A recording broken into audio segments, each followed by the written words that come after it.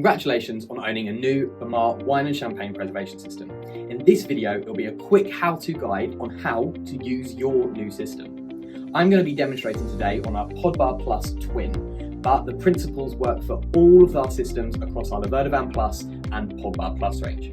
So let's jump right in. Firstly, still wine.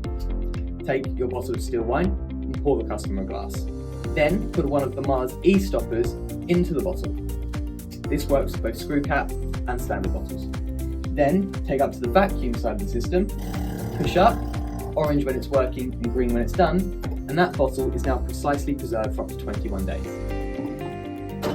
Next, sparkling wine. Yep, this is fast. So, sparkling wine, open your bottle, pour the customer a glass, then you put in one of Bermar's champagne stoppers. In, clip around the neck, and take up to the CO2 nozzle head.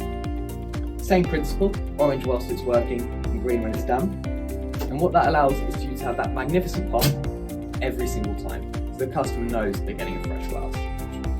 As I said, this is the same principle for all of our systems across the ranges, and it really is simple and easy to use. If you have any questions, you can visit us at bermar.co.uk or call us on 01473 612 062. Have fun!